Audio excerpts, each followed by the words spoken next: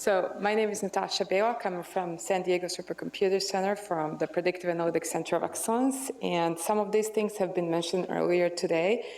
So I won't spend too much time on things you already heard, and hopefully I can give you some new information about smart grid and why we think that's big data. So PACE is Predictive Analytics Center of Excellence. As Mike has mentioned earlier this morning, it was created to deal with large data and how to use predictive analytics. The goal of this center is that it's a nonprofit public organization to bridge this gap between academia and government in the area of predictive analytics. And we do all kinds of different things, anywhere from developing standards and methodologies to fostering research and trying to work on a number of different large data sets. I typically don't show this slide, but I'm showing it right now because someone has mentioned earlier that there is no definition for big data, and that's kind of true. There is a NIST actually has a big data working group, and Chaitan is leading that, and we are both participating in trying to define the big data. And believe it or not, we have spent a number of months working on trying to define big data, and we're not quite there yet. But there is a number of standards in this area, and Chaitan has been doing a lot of benchmarking on big data and trying to come up with the top 10, 100 list with big data.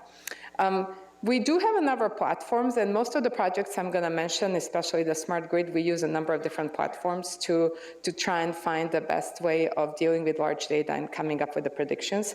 There is a 32-node cluster, there is a 1,000-node cluster in collaboration with Pivotal, and there is the My Hadoop and Gordon all available, and we'll be happy to talk to you after that. We, of course, have Gordon, the data-intensive supercomputer, and we certainly utilize the SSD flash memory in the virtual space where we can read really large data sets and use as many nodes and compute nodes as we need to deploy scalable data mining on there.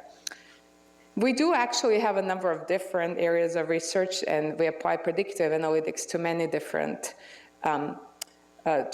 problems, anywhere from modeling user behaviors of how they submit jobs to the supercomputers, to smart grid, which I will show you in a minute, all the way to fun little exercises in sports analytics and trying to predict who might win the next match in baseball or tennis or other sports, to predicting in manufacturing whether a particular product might fail and when and why, to genomics. So as I said, a number of different projects. But what I really want to talk today about is the UCSD Smart Grid. And I assume most of the people in the room are from UCSD, and you might be, I don't know if you're aware that UCSD has one of the most advanced microgrids in the country, that we actually have about 54,000 people on campus.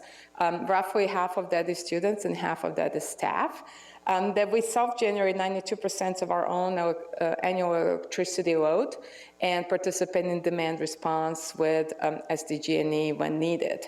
I believe that we're now at the point where we have 100% south-facing roofs covered with solar panels on campus. We have a very large fleet of electric vehicles. Most of the campus vehicles are electric vehicles. We have a cogen plant, a number of solar panels.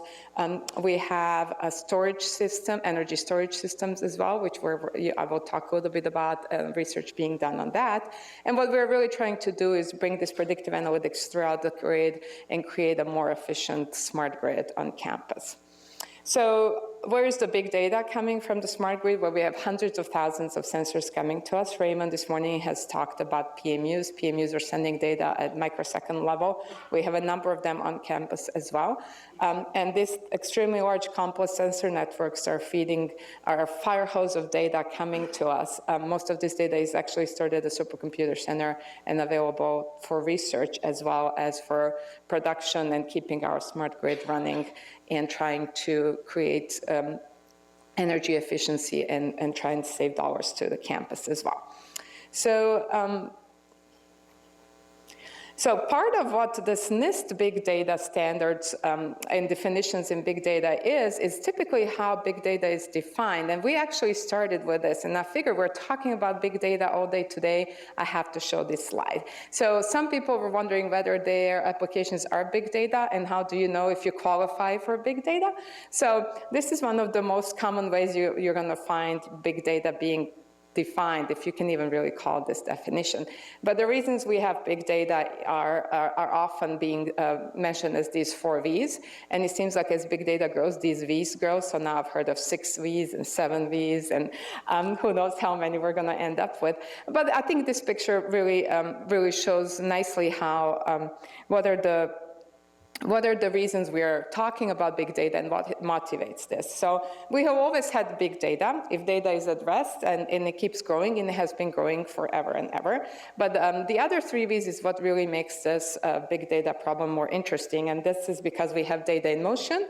We have data in many formats. It's unstructured and structured and multimedia. And we have the uncertainty about this data. So what are we doing with this big data on campus? We have a number of different projects. I'm going to mention 3 of them. The first one was, can we predict how much energy we consume per building on campus? It seemed like low-hanging fruit, so we tried looking into applying some traditional machine learning techniques. We didn't have great results until we ventured into creating some novel features and using temporal data mining techniques, which we got some really great results in trying to predict the energy consumption per building and using that for the demand response. Another interesting project is if you've parked at a Hopkins parking structure, the top level of that structure is covered with the solar panels. At the bottom of that, of the garage, we have second life battery storage systems, which are old Prius and other electric vehicle batteries used to store the electricity. And we're looking at how can we come up with the best efficiency and learn the patterns of how battery storage behaves. We have great researchers, Jan Klaslow and Carlos Cambria on campus predicting the production of solar energy. And can we create this system, optimize it, and make the most efficient system that takes advantage of all of these technologies and resources that we have on campus. Another one is that as the state of California encourages more renewable energy, we do get more renewable energies, but we don't really know what that does to the grid. Probably as this data grows, the projects grow, and now we're working with the downtown San Diego. We have the baseball park and the bunch of condo buildings and hotels who are providing not only electricity, but water and gas data to us. And we're looking at how we can create better efficiency with this very large data sets. And this project was actually recently acknowledged at a meeting. There was a lot of talk about education. We have a number of boot camps. Every third Wednesday in a month, we have free open to the public talks where we bring presenters. It has been mostly from industry, mixed with some academia talks. We call them the tech talks, where we talk about big data and predictive analytics. Everybody is invited. And we do have a number of workshops that have already been mentioned.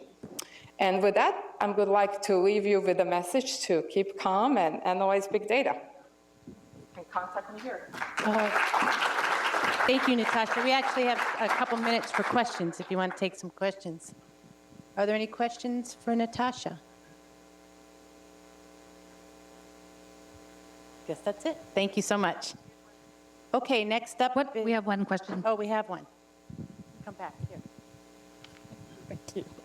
So do you provide service for giving advice on where we can get the data sources for the research problems?